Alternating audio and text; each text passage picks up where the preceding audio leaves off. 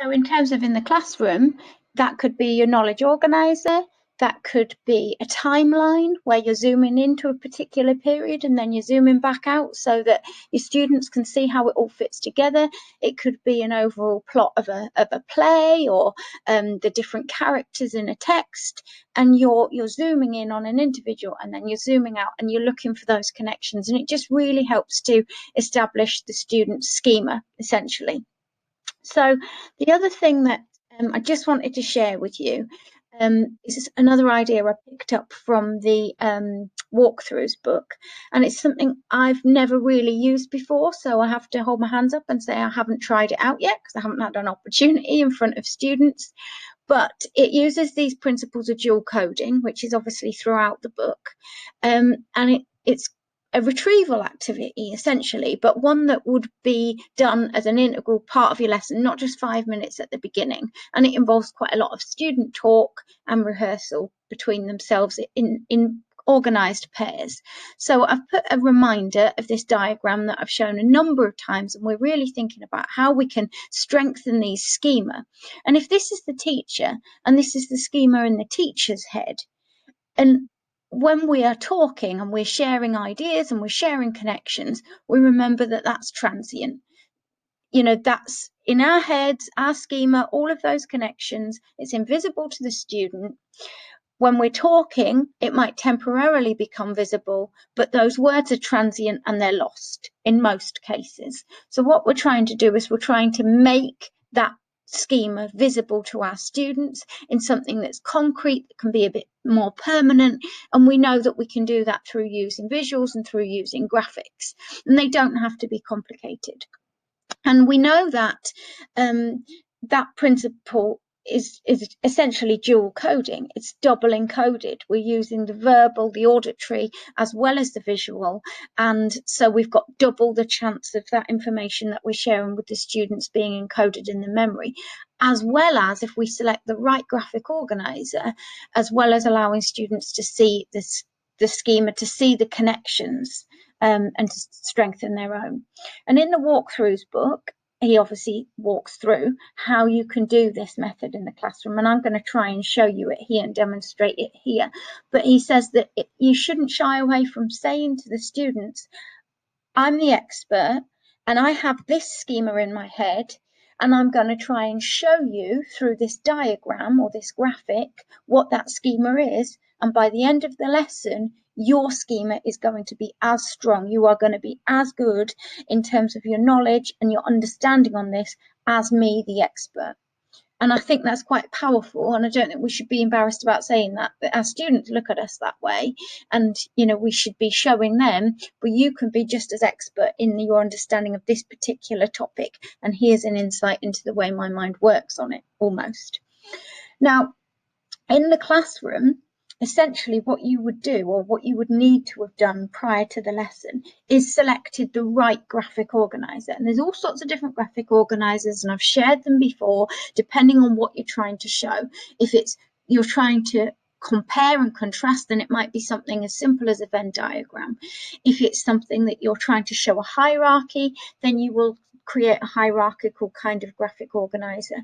If you are just trying to show a concept map or a relationships map, how different things connect, then so be it. And it might just be lots of different words on a page, or with connections, with lines between them, or it might be more little icons, diagrams in that sense. So there's actually coming up, and I've flagged it in the Sunday suggestions email that I've sent round, or will have sent round, but there is actually a series of Seneca Learning free, they're calling them Teach Meets, but it's basically free online CPD, and Olive Cavalioni is doing one on the 20th of May about exactly this. How do you select the right graphic organizer for presenting different types of information to students? And I would imagine that will be really useful. I know I'm going to watch, because sometimes I do struggle to select the right graphic. So what I'm going to do is I'm going to show you now how this might be put into practice in a lesson, and just demonstrate it a little bit. But I think following that, the main thing is, if you were going to try this, you would need to play around with it. Think about what graphic, think about the stages, and how it might help your students to strengthen their schema.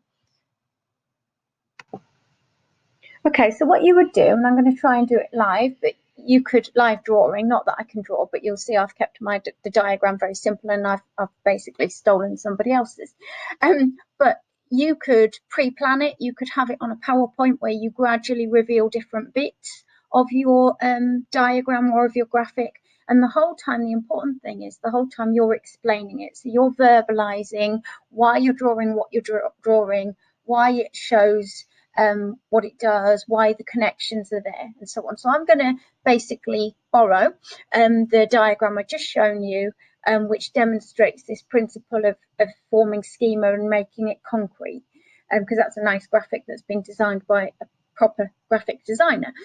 So I'm just going to borrow that. But in the lesson, yours might be a tree diagram, it might be a concept map, whatever would be appropriate. It could even be like as simple as a timeline. But if you're then making connections between different parts of the timeline, that's the bit that you're verbalizing and you're explaining to the students. It's not as simple as a copying task. So the first thing you would do, and I'm going to start off by, imagine this is a head. I told you I couldn't draw, and I'm going to use this idea of a schema, and I'm demonstrating how complex and connected the schema can be, each of these little dots being a different piece of information, and they're all connected together, and each of those lines means that that knowledge is becoming stronger and stronger and stronger. And we're imagining here that this is the words that we speak. So if this is us as the teacher, and I'm going to label that as me as the teacher, but if this is us as the teacher, then when we are speaking, these words are very much transient, and therefore they can easily be lost or forgotten. And so this inside of my head is actually invisible to the student. So what I want to try and do is, by using a graphic organizer and by showing students how the different things connect, possibly, or the 4 different factors, or whatever it might be that is explaining something, by demonstrating it in a graphic, this is becoming more concrete and more permanent for the student. So essentially, I could take those words out, and that is my graphic. But on its own, it's not powerful. But the explanations that I just gave as to why the line is there and what a schema is, that's what you're trying to get the students to capture. Because essentially that's my schema of schemas, if you see what I mean. But that could be for you, that could be your schema of, I don't know, mitosis. And you're talking through the students through it by your explanation through your graphic. So what you would do if you were doing this in the classroom is you would explain just the first part. So maybe I would have just explained the schema within the head. And then I would say to students, okay, retrace what I have just done, and while doing it, explain it to your partner.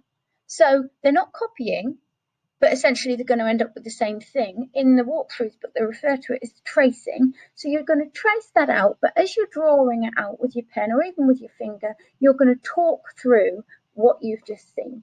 Now, you don't want the students to try and just copy and imitate what you've just said. So you could give them some certain keywords they've got to include, or you could say every time you use this word, you've got to define it. So they're having to do the explanation themselves. And then you'd introduce the next part of the diagram. So I might then introduce this idea of when we speak, the words are transient, and that's easily forgotten. And then again, in paired work, and obviously you'd have to be careful when you select your pairs, and there need to be all of those boundaries set in place about when it's time to talk and when it's time to stop. They do the same, and they keep swapping as partners. So both partners in the pair are fully engaging in this and having to think about it and having to make the connections and having to explain the way that these different ideas link together. And so essentially it's quite repetitive. The lesson, and this would be quite a substantial part of the lesson, I would imagine, the lesson is going to involve a lot of students saying the same things over again and retracing and recalling. But at the end of it, what the end goal would be is that students could recreate the entire diagram, and some diagrams would be way more complex and larger than this, but recreate the whole diagram and talk it through in their own words with confidence. And they're doing that from memory.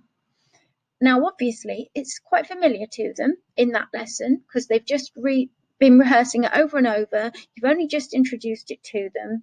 So you can't be certain it's at that point secure in their long-term memory, but you could, once that diagram's been fully introduced and explained and they've had all of that time together practicing it, rehearsing it, saying it, explaining it, you could throw that at them as a retrieval task a couple of weeks later, couldn't you? Recreate that diagram, explain it to your partner or explain it to me.